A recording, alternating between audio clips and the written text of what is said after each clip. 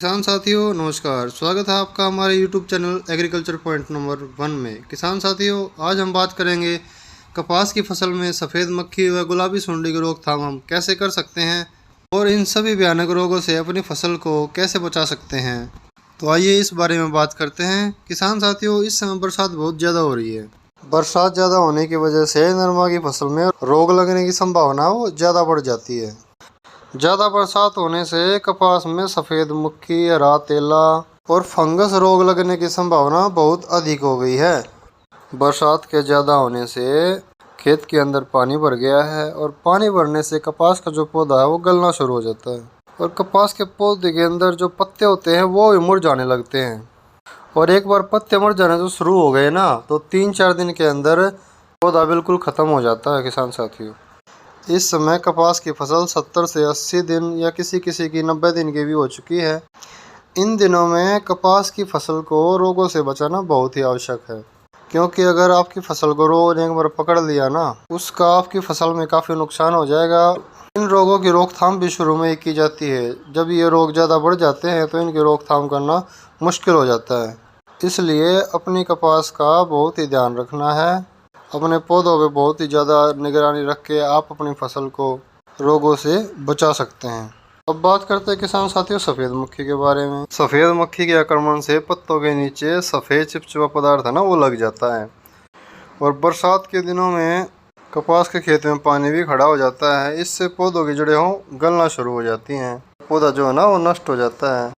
अब किसान साथियों हरे तेले की भी बात कर लेते हैं। यह एक ऐसा कीट है जो पत्तों के नीचे से रस चूसकर पत्तों को पीला कर देता है, जिसके कारण कपास की जो बढ़वार होनी चाहिए थी ना वो नहीं हो पाती। अगर हमारी बढ़वार अच्छी नहीं होगी तो हमारी पैदावार भी अच्छी नहीं होगी।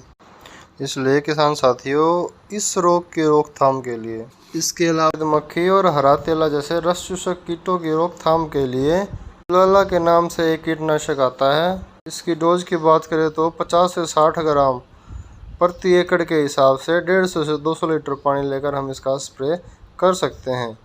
इसके अलावा किसान साथियों एक और कीटनाशक पोलो के नाम से आता है जो सिजेंटा कंपनी का है। इसका प्रयोग भी आप कर सकते हैं। की डोज की बात करें तो 250 ग्राम प्रति एकड़ के हिसाब से 150 से 200 लीटर पानी के साथ इसका स्प्रे कर सकते हैं। यह मुख्य रूप से रस चूसक कीटों पर बहुत ही ज़्यादा नियंत्रण जो है वो करता है। इसके बाद बात करते हैं किसान साथियों गुलाबी सुंडी के बारे में। गुलाबी सुंडी कपास के फसल के लिए ना जो सबसे खतरनाक रोगों में से एक है। शुरुआत के दिनों में इस रोग की रोकथाम की जा सकती है, लेकिन शुरुआत होने के बाद इस पर 100% कंट्रोल करना बहुत ही मुश्किल है। कपास के अंदर फूल बन रहे होते हैं और टिंडे बनने की प्रक्रिया जो है ना वो शुरू हो जाती है। तो जैसे ये टिंडा जो है ना तैयार होने लगेगा, अगर सुंडी जो उसके अंदर चली जाती है, एक बार अंदर प्रवेश करने के बाद आप किसी भी टेक्निकल का जो है ना प्रयोग करते रहे ना उससे कोई भी बेनिफिट जो होने वाला नहीं है। हम गुलाबी सुंडी के प्रकोप से अपनी नरमे की फसल को नहीं बचा पाएंगे। इसलिए किसान साथियों हमें अपनी नरमे की फसल का जो बहुत ही ध्यान रखना है। गुलाबी सुंडी के प्रकोप से अपनी फसल को बचाने के लिए या इसकी रोकथाम के लिए हम क्या कर सकते हैं। अगर हम गुलाबी सुंडी कीटनाशकों की बात करें तो किसान साथी क्यूराक्रॉन सिजेंटा कंपनी का आता है। इसका जो कंटेंट होता है वो फिनाफोस 50% होता है। इसकी डोज 500 ml प्रति एकड़ के हिसाब से 200 से 250 लीटर पानी में डालकर इसका छिड़काव कर सकते हैं। तो दूसरे कीटनाशक की बात करें तो किसान साथियों बायर कंपनी का फेम के नाम से आता है। इसकी 40 ml डोज प्रति एकड़ के हिसाब से 200 से 250 लीटर पानी में इसका छिड़काव कर सकते हैं। ये तो हो गई किसान साथियों कीटनाशकों की बात। अब इसकी सावधानियों की बात भी कर लेते हैं। बारिशों के कारण आपकी फसल में अगर पीलापन आ गया है तो आपको उचित समय पर अपनी कपास की फसल में जो खाद वो दे देनी है। इस समय कपास की फसल को उर्वरा शक्ति की बहुत ज़्यादा ज़रूरत होती है।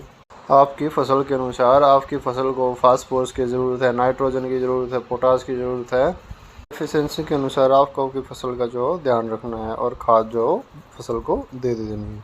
कपास की फसल के रोगों को अगर शुरुआत में हम किसान साथियों पहचान लेते हैं, शुरुआत में हम उसकी रोकथाम कर लेते हैं तो ही उस रोग पर कंट्रोल जो है पाया जा सकता है।